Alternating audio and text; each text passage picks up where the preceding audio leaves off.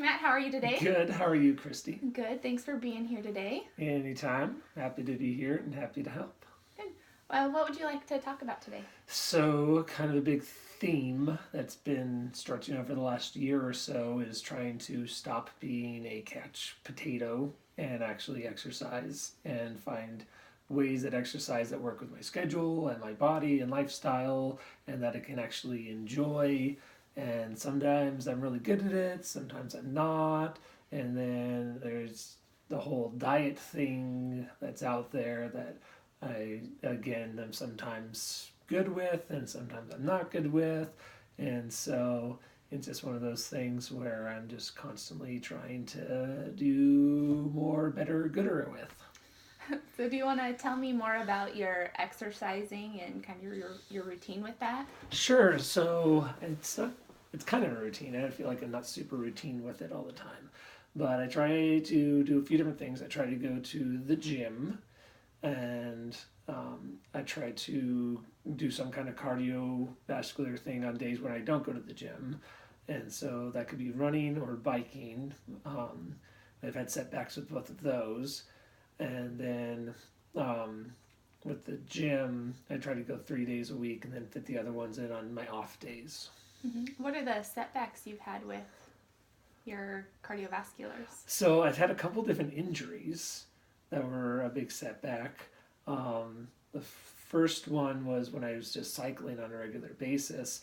It wasn't a cycling injury, but I had jumped into a lake, and the way that it landed when I jumped into the lake was right on my tailbone, and I bruised my tailbone really bad. And so just the dynamics of sitting on a bike puts pressure right on my lower spine where the injury was. So it's been over 2 months that I haven't been able to ride the bicycle just because of that injury and that discomfort. And so it's been super frustrating because I just gotten a few new parts for my bike and gotten it really nice and geared up and ready to go. And now's like the perfect time to go because it's nice and cool out and you can get your heart rate up without dying in the heat, except for the smoke, which that's its own little setback. Yeah, that's pretty frustrating. So. So is it just the problems with your bike not or your injury that are setting you back? So in addition, well, then there's another injury I could talk about too. So I started running and decided I was going to train for this half marathon, and I was just going gung ho, and I got up to where I was running a good 5 miles, and my knee was killing me, and it was like this deep stabbing pain in my knee, and running made it so much worse, and so my run times were really bad, and I was just super frustrated and just felt like I hit a wall. So I ended up postponing my half marathon indefinitely, but took a few weeks off just to rest and let it heal.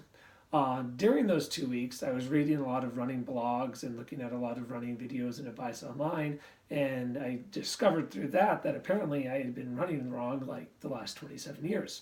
Mm-hmm.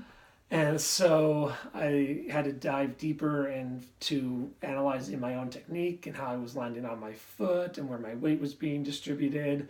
And so after my knee had healed up a little bit, I started retraining, and it was like right back to the beginning again.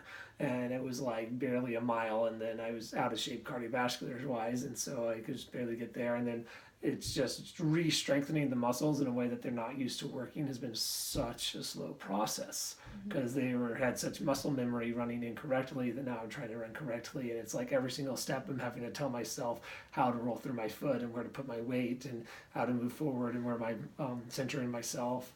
And so it's just been a really big challenge. So now I'm up to about 2.5 miles now, and my goal is just continue to set to progress in that.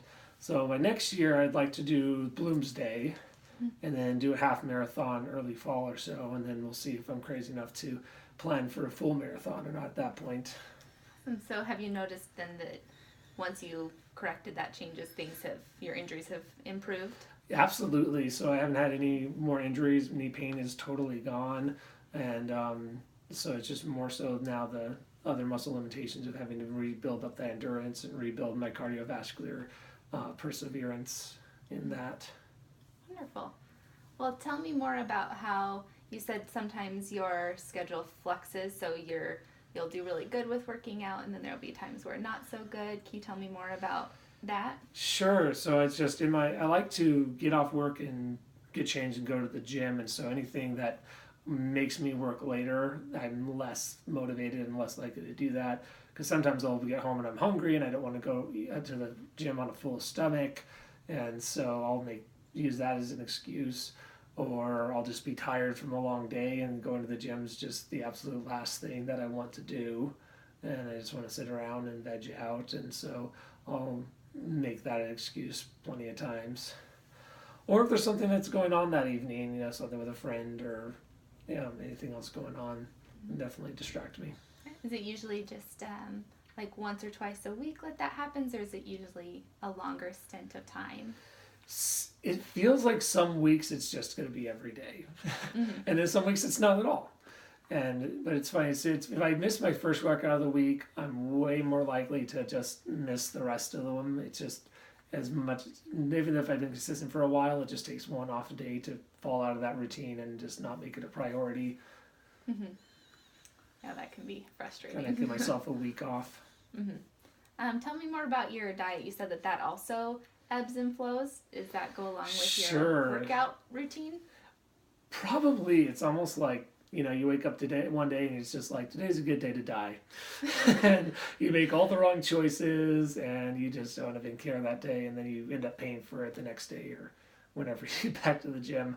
And so some days it's usually when I'm more stressed out, all I want is fries and a Coke. And I go and use that as a comfort food at lunch, and then I feel groggy and gross in the afternoon, so I get a sugary coffee, and then in the evening I skip the gym and I go get a burger instead. And so it's usually if I give an inch, it goes a mile, and so I kind of have a